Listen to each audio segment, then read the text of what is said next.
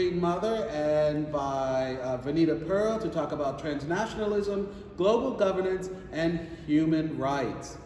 I will post that I stay in communication with them. So without further ado, Queen Mother, please. My name is Queen Mother, Dr. Dorothy Desir. I wear a number of hats, as you mentioned. I want to thank Dr. Marie Lemmy and Mr. Yule Anderson for inviting me here to participate in this process, because our future demands continued robust discussion, much as it did during the 19th century recolonization debates that we had, the sort of reverse deportation of Africans in the United States to Haiti, to Liberia, or Sierra Leone. It requires the formulation of geostrategic thought, geostrategic, okay, I'm emphasizing that, and the execution of those strategies and modalities in our current and future realities. There are three components to my presentation. One is a personal concern, a critique of underlying constructs that shape the thinking of the Black Future Summit. The other is my response to a question given by the moderator, Mr. Anderson, regarding the future of African Americans and Africa. And if there's time, to talk a little bit about transnationalism as a tool for operationalizing Pan-Africanism and for scaffolding the future that we're envisioning for ourselves. A portion of my work is concerned with public memory, the management of public memory, public history, and public education. What a lot of people don't know about me is that I teach 16 to 19-year-olds who are high school dropouts. They live, work, and fail to be sufficiently educated, right, in an inner city or urban school system that's been undermining students for the past 18 years. And given recent policy changes, intends to make it a full 20 years of graduating less than 48% of their student population. Now, every week I teach my students new words to not only build their vocabulary, but to build their self-esteem. I teach them to write and to speak in public, not only to help them become more articulate, but to have them become in command of their languages so that other people don't command the languages that they speak, their behaviors, their sensibilities, etc. Okay. No, he asked me to Okay, sorry. Now, most people in New York State know about Poughkeepsie's failing school district. And everyone can almost bet their wages that these young people are not where they're supposed to be academically given established standards. It's a vicious cycle. The cradle to grave prison industrial complex is unabashed in making itself known. It's difficult to see the future. When you look out the window of your high school classroom and you can see a high-rise building a mere 2 blocks away from where you are, you think it might be a new condominium, or you're hoping it's affordable housing, but in fact it is a state-of-the-art prison staring back at you. Most of my students are poor and Black and brown youth from the United States and the Caribbean. So what we do here today and in the days ahead will determine what or if there is a future for that generation of young people. But first we have to do this by affirming that we have a common understanding of what we mean by Black futures, as opposed to the future of Black folks, Blacks of or in the future, Black life in the future, etc. Because I found myself taking exception to the term Black futures. And another one that I learned in the nomenclature of the future, the construct of the Black Swan. Why? Because there's a transactional nature to the language that's being used. And its proximity to Blackness in the Black body is problematic. They commodify our presence. And we should take issue with anybody and anything that commodifies our existence. Now keep in mind, I'm not an economist, I'm a postmodern human geographer, I'm an independent scholar, I'm a lot of things. but I do pay attention to the use of words, and there is a difference between the future and futures. A future is a time or a period that follows one in which we're currently speaking or writing about or referring to. It is a moment in the time-space continuum that has yet to arrive. Futures, however, is not the plural of multiple Afrocentric or African-based unrealized or forecast events, nor is it a spatio-temporal phenomena that has yet to manifest itself. Instead, it is a financial term, an abbreviation for futures contract. And what is a futures contract? It is a legal agreement to buy or sell a commodity, an asset or security, an agreed upon quantity at a predetermined price at a particular point or specified time in the future. It allows an enterprise or an individual to lock in on the price, value, or worth of something as a means of navigating risks and the uncertainty of the market. It is a speculative exercise that is a gamble. And so when I read the word Black futures, I asked myself, well, who is gambling with the future of Afro-descendants? What is it? What was there to prevent this kind of speculative agreements to undermine the future of Black folk, no matter what continent we are in? And so long as we don't own, we can't secure, and we don't have access to, or we are not able to protect the bulk of the assets in, on, or beneath our lands, others will. Our future and our futures will be out of our control. The other piece that I said I had a little issue with is the Black Swan theory. Now, according to the Economic Times, this refers to those kinds of events that are difficult to predict in the normal course of business. They are random, unexpected, but high impact events. And these events are considered outliers because there is no past data that we can point to that guides us towards the occurrence of these unforeseeable events. The Black Swan theory refers to an unforeseen event of a massive scale, which is hard to predict. There's no scientific model that can predict these events, as I said earlier. They occurred not just in business, but in the political arena, nature as well, but the stock market. And often they are inappropriately rationalized and viewed in a negative way. Now, if we're going to talk about the future in transactional terms, then let's look at the present first. Let's examine the predatory lending practices such as the Pacte Coloniale, the lending practices and military engagements, and foreign/economic policies of nation states that keep African descendants in North America, the Caribbean, Latin America, and especially in the African states in a space of bondage, another financial term, of bondage and arrested development. And when I talk about arrested development, I don't mean that as a psychological or cognitive occurrence, but one that is an issue within the context of this setting, right? Development as policy, as praxis, as perception that impacts socioeconomic growth, educational attainment, financial authority, financial security, and social status or class. If we're going to think about the future in transactional terms, again, we're going to do it now, but let's think about obtaining reparations for the descendants of enslaved Africans. Let's get African countries, especially those who hold the world's wealth, especially in terms of raw materials, on their lands, in the UN Security Council, and give them veto power. Okay?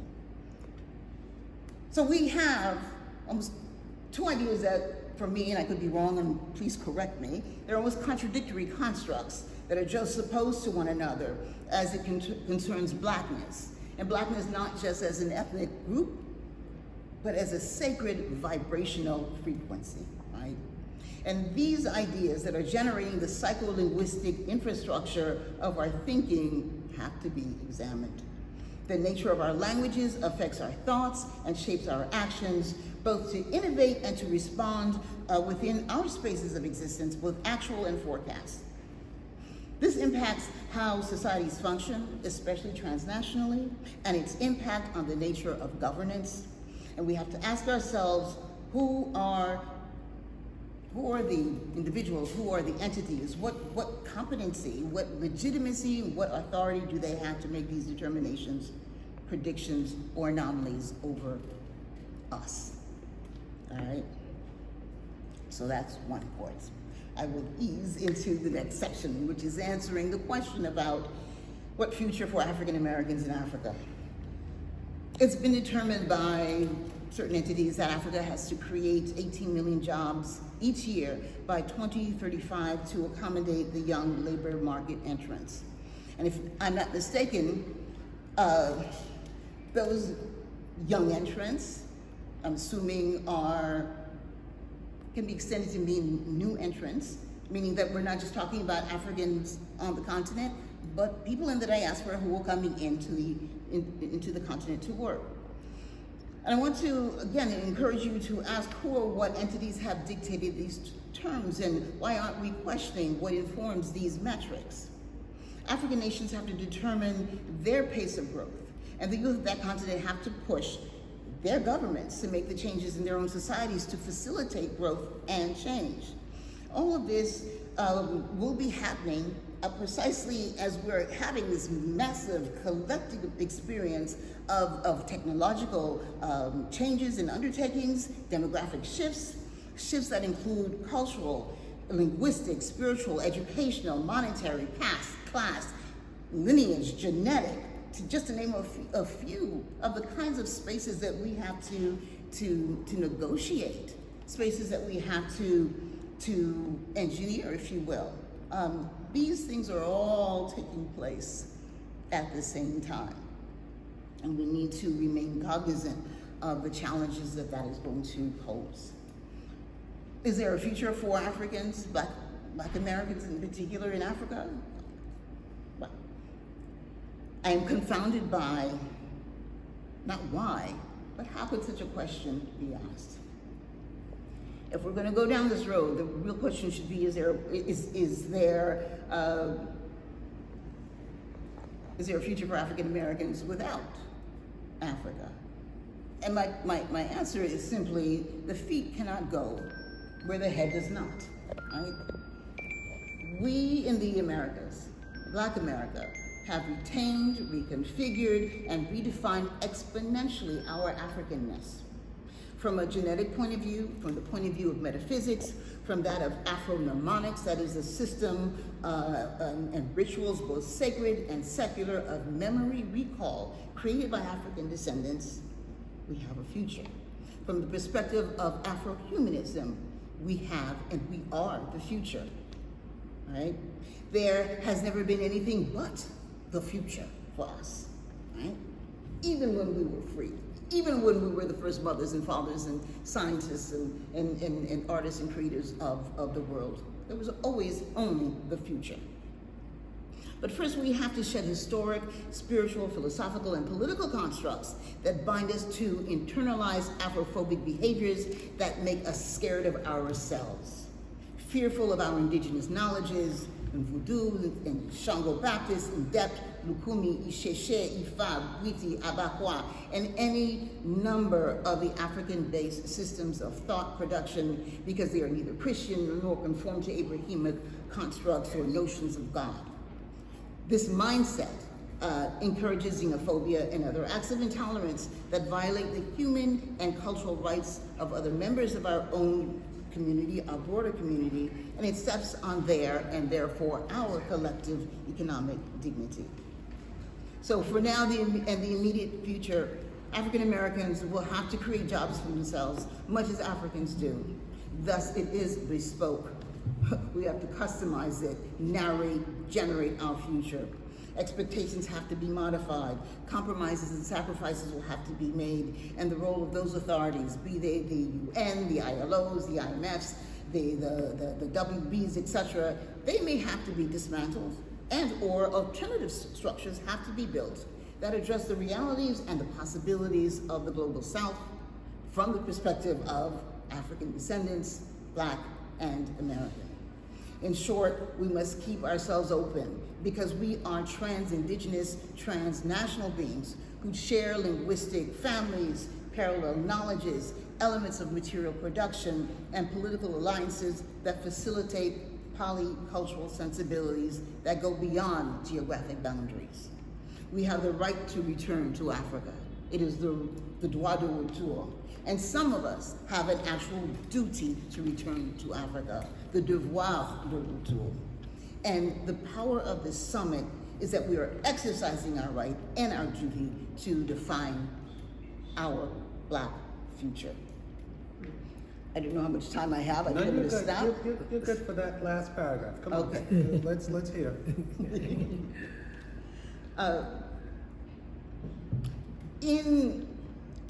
There's some things that I think we need to think about. You know, recently, I'm the Queen Mother of the African Diaspora for Benin Republic. And recently, Benin has given citizenship to African descendants if you can prove through genetics or through oral history or other means that you are a descendant of Dahomey. And this is a wonderful thing. We've been fighting for this for a long time. But in some ways, it's a toothless or symbolic gesture because we don't have the right to vote, we don't have economic and political representation, we don't have access to certain things that make one a full citizen. And so as some of us are thinking, and I also state that not all of us should be leaving for the African continent because this is part of the geostrategic policies that we have to have. Some of us have to stay here in the Americas, in the United States, Canada, Mexico, Caribbean, South America. We have to stay here. We've invested literal blood, sweat, and tears in these places. And the pioneering work of closing that circle, of doing what I did, essentially, in terms of my family was forced to leave the African continent. We came to Haiti. We had yet another diasporic experience coming to the United States, and I've landed back in Benin again, right? It isn't an easy thing, and let us not romanticize what that means and what that looks like. It's a lot of hard work. It's a lot of hard work. So it isn't for everyone. So as we're thinking about the future, we need to think about the nature of the sacrifices that we're willing to make, the things that we have to surrender, the difficulty of interacting. It's not just new food, new cultures, new dances, new ways of being, but the tension that arises between the civilizations that we have created in the Americas, the civilizations that we have created. The civilization, I define civilization of any culture and people that has been around for 500 years, and we sure have that, don't we? Our sensibilities, our civilizations, that interaction and sometimes clash that come with the encounter, even if it's arms open, with our brothers and sisters on the continent. What is normal for them is not normal for us. And so the process of integrating our lives, both on an individual level as well as, if you will, independent nation states, or in some cases, a stateless people who are seeking to return home, requires a tremendous amount, again, of discourse, of exchange, of compromise, of accepting that if we are going to have a future together, both sides, on the African side and in the diaspora, we've got to let go of certain things and recreate and reinvent other things in order for this future to succeed, to have our shape, to be able to manifest itself. Thank you. Thank you. Thank you so much. So now you can see that's why we saved her for last, because inspiration. And hopefully we'll get a chance to ask her some questions, but I want to go right to the next presenter, and then we can comparatively look at everything and then ask some questions. Or after it's over, we can all go to lunch and ask some questions. So I'm really, really excited. So without that, Dr. Vanita Pearl, we'd like to hear from you next. Oh, yes. So what I need to do is